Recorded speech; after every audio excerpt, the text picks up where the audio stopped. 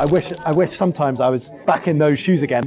We do not partnership, we kill them. Very low churn, less than 1% a month. Until you have brand, you have no money. How are they excited by your platform? Because our brains Requires separate energy. I'm most useful when I am absolutely dedicated and going deep diving into something really, really deep. Hi Seb, Hey Filip, good to see you again. super nice to see you, and super nice to see you as a super young and I would not aggressive from the kind point of view. It's like guy who are hungry, young and very. Well, like you, Filip, energetic and hungry, I think is a good way to describe it. And we're currently at a domain conference, right? You're as a website builder and me as a hosting company. We're kind of the imposters. Imposters here. Could you represent yourself just a little bit, just as you want? Yeah, so I'm Seb. I run a couple of things, but I run a hosting consolidation group and a hosting brand called hosting.com, Worldhost.group. And we currently run around 25 different global brands. The idea is they all run on the same platform underneath. So we run kind of them horizontally, but lots of different brands in lots of different places. Some of those we built ourselves, StablePoint, Verpex fixed. Some of them we have acquired. And earlier this year, we bought a brilliant hosting brand called A2 Hosting, which we rebranded to hosting.com. I also run a billing provisioning platform called Upmind. If you can a little bit, because you have many markets, compare UK to other markets. What is UK different? Maybe some difference in support, maybe, I don't know. Okay, UK pounds, but what else? Yeah, I mean, so I guess as a hosting company, right, Yeah. we see things in a few different ways. So one of the things is in the UK, a company like us, which doesn't compete in terms of marketing budget with the big names, we're often someone's second or third host. Yes. And we're not a company that churns over our entire customer base every 3 years or every year. We're a customer that has very low churn, less than 1% a month, and we've got very old cohorts of customers who we try and keep as happy as we can and offer the best service we can, because we're not trying to buy all new customers through advertising or through PPC. We're just trying to keep our existing customers happy and run a really good service. And in the UK, where the market is not, the hosting market is not growing at the most rapid rate, it's absolutely critical for us to look after and do that. In the emerging world, so we have a brand in India called Hosting Raja, we have a brand in Colombia called Colombia Hosting, we have a brand in Kenya, we've just merged into hosting.com/Kenya, but it was called Kenya Website Experts. There it's very different. Obviously there's a lot of new businesses starting, there's an awful lot of growth there, and the market is totally different, and there is people starting new businesses. But really what we see in the UK and the Western markets where we're more established is we see very traditional, very stable websites, people who are running their actual businesses through us. We see, like I was just looking at the stats for today, we see 64% .com domains in terms of these global brands. So very traditional, very stable hosting, but not rapid growth, right? We see maybe 5%, not in terms of us, but in the market, we see 5% growth. Globally, we as a business, we're adding about 1,500 websites a day throughout our entire estate, net adds. Just for UK, as I see, there are, of course, PayPal, cards, blah, blah, blah, but for UK customers also I see credit direct debits from their bank account. So customers sign a contract and money withdrawal with the bank. What is your most popular things like? So PayPal cards? Yeah, so in the UK it's quite simple in terms of the payment gateways that people here use. Most people pay with credit or debit card almost everywhere. So if you were a merchant, you could use Stripe and you'd pretty much get full coverage. There's PayPal has obviously got high usage here.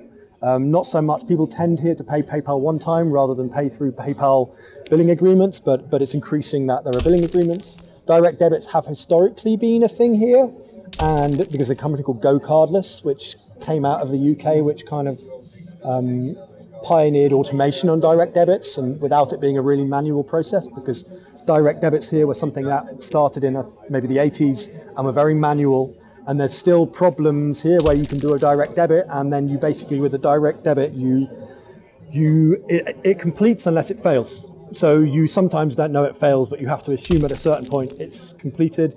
They can have chargebacks for up to years after the period. So in my view, direct debits are starting to phase out in phase of open banking. So I know GoCardless is starting to do open banking. What are you thinking about website builders' popularity during like last 5 years? So it's like nearby hosting. As I was talking to Wix CEO, like maybe 7 years ago, he was in Lithuania, and I tried to get him in San Francisco and also in New York. But when I catch him, he said, I said, why you do not partnership with hosting companies? He said, we do not partnership, we kill them. The question is like website builders, they're like increasing hosting usage, they're like decreasing hosting usage, like their friends, or like. Well, I mean, I think as a hosting company, you have to know what you are, right? Mm-hmm. So we are in competition with Wix, but we're not the same as Wix. Most people come to us because, as I said, we're the second or third host for someone.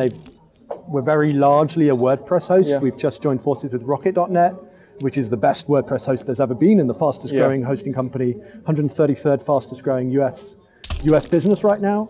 And so we know what we are there. And if you are going for a website builder, we absolutely want to sell website builders to our clients. But can we as a business compete with someone like Wix and their power and how much they can pay for a customer? It's very tough for us, right? And so our USPs versus a company like Wix are someone who has domain names with us, someone who already has hosting with us, someone who's got a relationship with us, has support with us. What hosting companies typically have had the problem of doing is that they've been basically supermarkets to sell all sorts of things. So they haven't been really in control of the interface that the customer experiences. So a business like Wix is totally in control of all of that. So they know they can tweak A and B test, all the different things that you can do at Site.pro as well, right? But whereas we historically as a hosting business haven't been able to do that. So that's where we differ. Like, do I see Wix as competition? No, not about really. This, but just about like the trends. Also regarding AI website builder, of course, like trends, with AI is growing, it's obvious. But also maybe you can share some marketing tricks that works best. It could be ever 10 years ago, maybe 20 years ago, but works for you would just love it. Just made something ever if it's not in hosting industry. So the key thing for hosting businesses, I think, is that we need to start thinking more like product businesses and more like SaaS companies. Wix does it. I'm going to use Wix as an example. Right, but this is like, what are aha moments? When someone signs up, what are the things that you're immediately grabbing them into? How are they excited by your platform? Because our brains, we've all been in this game for like 20 years, and our brains are all about like, this is a technically great product, or this solves this technical need. So you're totally product mindset. Yeah, I mean, that's where we have to go, really, hosting businesses. We can offer great technical support and great service, which we all do, or we all try and do, but our customers, really, we need to abstract and think again how we're providing services to our customers. Okay, and maybe the biggest fail you did, like for example, the biggest fail I've done. There's loads of opportunities, right? That I look back on and think, I wish I'd done that, or I wish I'd. The biggest regret I've got is that when I started my first hosting business in 2004, and I ended up selling it in 2015, I had no idea how business worked. This thing kind of just grew accidentally into a really good hosting company. But if I'd understood like basic business, I would have been like, I didn't know the value of what I had, or how I could like increase those customers or advertise more to those customers. Someone even said to me, I think 2012, 2013, if I gave you 10 million to spend on your business, what would you do tomorrow? And I was like, I don't know actually. I think I would just keep doing what I'm doing. Like, so you're going an idiot, right? Yeah. Like, obviously there'll be amazing things now that I know what I did, what I could have done with that business 10 years ago in the past, and maybe there's some hindsight there, but maybe that's still a regret. I wish sometimes I was back in those shoes again, and I had the opportunity to take what I had then and with the knowledge I had now. What I think I did bad maybe in my last 10 years, like the biggest mistake I think it was separate brand, because separate brand requires separate energy. Maybe we have lots of examples like Virgin Atlantic, Virgin Active, Virgin Mobile. So the same brand in different dimensions, but it's still you trust. You can use like Virgin Active just because you like somewhere heard about this. So it's from brand awareness and from marketing point of view, it's much cheaper. They're like a house of brands, right? Now we're just joining two brands, and also maybe. So how will that work for the customer? We have this challenge the whole time. Is we've got customers who are loyal to to a brand that we've acquired, but we can't dedicate the energy to that brand that we'd like to, and we think we can service the customers better on a single brand where we can give them energy and account management and focus. And so how do you communicate to those customers where you're changing the brand, that look, the product and the service stays the same or gets better, but that brand you were loyal to is going to change? So we did lots of tests. We changed juridical entity, no questions. Small separate questions, but can you imagine people pay, they change juridical entity, no questions. So we now existing database, they have data with us, we do not care. Technically they do not care. Of course they need to make some maybe FAQ change on their website, but technically I think it will be no issue. For us it's more stress for us. Customers just, oh, they stupid, they changed logo. But technically for you, for example, like for me, it just was in Russia, they have big brand like Mail.ru. And Mail.ru like games, Mail.ru something like Yandex Maps, Yandex Metro, Yandex Taxi. So like by the way, they win through Uber in Russia. So like big brands like, as I said, Virgin. Yeah. So like they do sub-branding. For example, they have a bank and mobile network is the same name. Yeah. So very good to advertise. So they advertise for kids, they come for banks, and for example, this umbrella brand and the small sub brands. So for me, I just understood like advertising in Google, two separate brands or in social media, I just losing lots of power. And they see these guys, they just said they bought like Yandex Food and they bought a food company and just rename it to Yandex Food. And like 3 times increasing their revenue like in few days, just because people trust the brand. And what I understood, like in my case, I do separate brands, and technically in the long term I'm losing the power because I do not have this like brand power. Well, especially in the modern world, right, where it's all about sentiment, and you don't really know how AI LLMs are starting to like rank you and talk about you. And so only risk you with new customers. With existing, you don't have no risk. The only risk is new customers. Yeah. I mean, the best example I know of that is in Formula One, where they banned alcohol sponsorship. Yeah. So you had all these cars that were sponsored by alcohol crypto companies or whatever, and they ban it. So all these companies go and they start bottled still water companies, like with the same name as like, oh, you're just advertising the same. So for me, same thing. For me, I just when looking the company with many brands, of course, I also understand them because they also manage some brands. But now I'm joining to one just because I understood like it's more easy to advertise. You advertise and then you have sub brands if you need. Yeah. But as we know, Zoho, I don't know, also Airplay, Xero, Odo, they have plenty of products. Microsoft Office 365, plenty of products. Yeah, to me, I think it's less about building a brand because it's really hard to build a global brand, but it's more about the effort that it takes to dedicate to be like I mean, maybe putting it another way. Yeah. I increasingly find that unless you can be 100% deep into something and really focus onto it, you're not making the most of something. Like I'm most useful when I am absolutely dedicated and going deep diving into something really, really deep. If I'm superficial, then it may as well not be me doing something because I'm not adding that much value.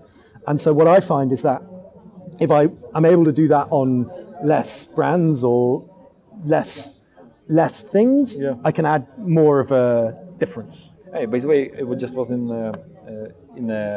Portugal like a week ago, and we just recorded the video maybe 3 weeks ago about Portugal, and the company manages few brands, and then they do not join just because person compete with different brands, and they see like how people migrate between brands. So the person compete, they go. If they advertise as one group, it's not good for them. They're not hiding, but they just like Skoda and Volkswagen. We used to do this in the UK with the hosting business. So we had two. We had TSO host and Vita host, and we used to lose customers all the time from one to the other and back again. And they would say like, this company's terrible. I'm going to go to the other one. It's way better. And they'd be speaking to the same people either side. Like I will not buy sneakers. I will buy Bounty. No, I bet I buy Mars. And that brand loyalty is important. So it's always a trade-off of like, does that make sense versus other things? And we have this conversation the whole time about what do we do with, like, we have some amazing brands and some amazing clients on those brands who are really loyal to those brands, and ultimately we want to serve those clients better. So we have to figure out how can we serve those clients best, and does it really justify having a separate brand, or how do we convince that customer that really the service will get better if we're moving the brands? There may be no right answer, so A/B testing, make with small brands. Where's the most interesting market for you right now globally? So for Site.pro, we just everywhere and nowhere. So we have we have mostly there are 700 sellers mentioned on our website. So technically there are like 100 plus countries. For the B2C, we also like top countries like India, like US, a little bit UK, lots of small countries in Europe, also Africa growing, Asia weak but also increasing. So no aggressive markets. So sometimes like these countries goes very well. Like for the ERP system now, it's from Lithuania scaling to other countries. So now I understood that we will now focusing. I did thinking about focusing like Emirates, focusing many other countries. Of course, you need to do it like also we just try to do like a project in Bangladesh, like in Morocco, just a separate. But what I understood, focusing everywhere doesn't work. So focus on small country and like compete all things, because until you have brand, you have no money. No brand, no money. One of the things I found with Upmind is so Upmind's our billing provisioning system. Yeah. And there's always requests. Like when you're building a product, you have a million requests for everything. And you know, someone, especially with countries, is where we see it the most. Is like someone in, let's say, Bangladesh wants a payment gateway that's local in Bangladesh. Yeah, we have local partners if you need. And it's critical for them. Obviously, there's payment gateway in Bangladesh, right? Same as the payment gateway in Thailand is critical for a person in Thailand, as is the tax compliance. And so you can very quickly fall into a trap of saying, okay, we have to develop this, that, and the other because we're being demanded this, because they can't use the product until we've got this. But then you step back a bit and you think, you know what, there are 200 million people in the US. I don't know how many people there are, 250 million people in the US, and maybe we should be solving that first, or maybe we should be solving India first rather than going to all the breadth. So my question is, on Site.pro, you've got 46 payment gateways. How do you prioritize which ones you do, right? Okay, so there are payment gateways for end customers. So there's one payment gateway, so it's like 40 or 50. So this payment gateways is for end customers. So no billing on us. So we also have like 4 hour companies. So each company has payment gateway of, like for example, one company manages like PayPal, other company like a Stripe and something else. Other company manages crypto, because it's not also so easy. So and also we have partners like say Bangladesh, Morocco, and like other countries who just add the payment gateway. So we doing like this. Also, you need to do it very carefully from legal side, because when you collect money from different payment gateway, it's not a money collection, but it's service provider, so they do not collect, so they need to provide the service. And because it's also be competing. Why should they pay Stripe, or maybe I need to pay with Face ID, but we like to pay Face ID on Apple. It also need to be verification. To run this verification, all companies also very expensive. So we do like Face ID here. Let's say Morocco accept Moroccan payments. Now we have partner with Indonesia who accept payments. Very like long, complicated story. But you don't collect payments on behalf of your customers. They enter their own gateway credentials. So two cases. One, when for example B2C customer, like for example your customer makes a website with us, they just use payment gateway and we are not involved. They just provide credentials. As a case, if B2C customers pays us directly, we can collect money ourselves or with our partners. Because the country is, let's say, Bangladesh, we're able to collect money. So technically we have partner who collects money, and of course we just do revenue share with him, so it's much easier with him. And by the way, customer just go to our checkout, see the Bangladesh, see Bangladesh payment gateway, he pays, and the system works. I'm really looking forward to the maturing of this payment gateway market. I think there's some companies that are really, there's dLocal's a big German company that does it, Paysion that does it. The problem the problem is there's also limitations, because what rules they follow. Banks have limitations, America not in partnership with India, not partnership in China, but you would like to trade in China. So, and every time you have this legal limitations and bank limitations. What I understood, like any company has limitations, but physical person has no limitations. Physical person can manage many companies in different jurisdictions. So you can manage in China. For example, you have company in Europe. So, and you're unable to work in China because Europe is not so friendly with China. But technically, as a physical person or as a partner, you can find a partner in China, or you can have a share. And this company can work, so you can work in China and Europe, just because there's no limitation of this. But if somebody in banks asks, do you have a relationship with China? You should answer no, and you should be legally proved. But in some case, like it's part of your brand. For example, you have partners, but you have no relationship. Yeah, I mean, relationship. Do you have agreement? You have no agreement. Do you have payment money movement? You have no money movement. But technically, they use your brand. Yeah, I mean, So a lot of things. Sure, these are not risks that we would take. But I mean, I can't wait until Stripe just allows you to take money in every country from a UK or US company and just works. Like that would take a massive headache away. But the problem, Stripe belongs to somebody, and they have pushing from US. And one day US come to Stripe, you just need to remove it. For example, Stripe till now you can pay in rubles. In Stripe you can pay in rubles, but you're unable to pay from Russia. Yeah. So and lots of things like this. Of course, Stripe, as I think CEO of Stripe would like to collect money over the world because it's his business. He would like to expand. Yeah. But technically he unable because the KAC, they just will run KAC, will not run KAC, and banks just disconnect Stripe, and Stripe will be done.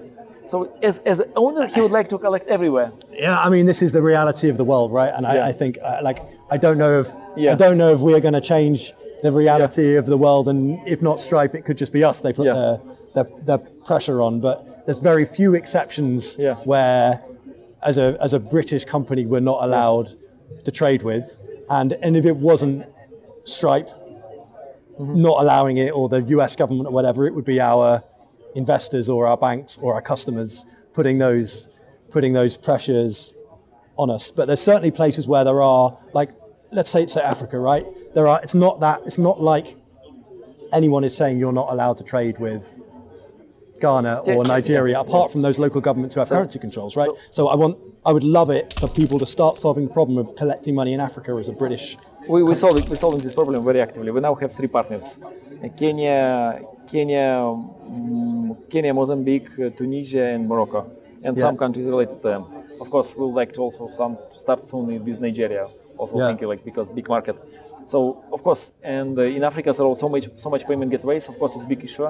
By the way, when it will be easier solution, you will have big competitors. Absolutely. Like OVH, GoDaddy, they are hungry, and by the way, these different rules protecting Africa somehow, because big giants unable to come. Of course, OVH covers the north, not cover take a not small part. I don't know how much you are big in Africa, but I think you will have also lots of parts. Of course, for you, one payment gateway to cover all of Africa would be nice. Yeah, but that's a very protectionist view, Filip.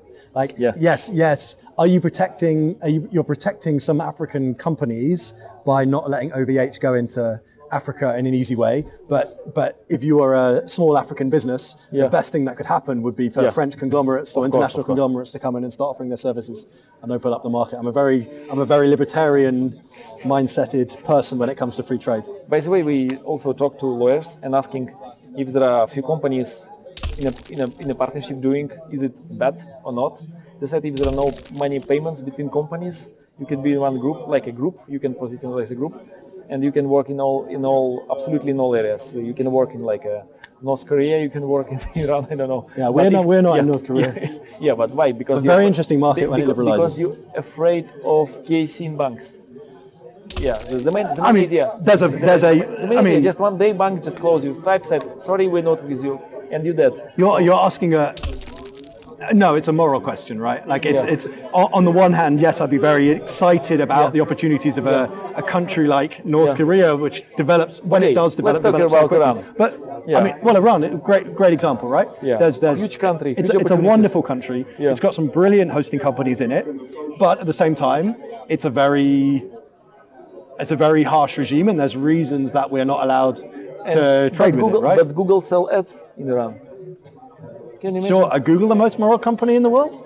But I'd like to think we have morals as a company. Do you know how much costs petrol in Iran? Full tank costs about $1.50 full tank. Yeah. Do you know about female rights in Iran? I just was 8 months ago, and by the way, the kilowatt costs less than 1 cent of kilowatt. Yeah. So the reason they're not acceptable to go outside because they just kill all markets. Not kill all markets, but they will be. Look, we have customers in 181 countries, and we've got offices and teams in places in the emerging world, right? So we've got 100 people in Indonesia, we've got 100 people in Manila, we've got 180 people in India, do we agree with? We've got teams in Kenya, right? Do we agree with Indonesian political?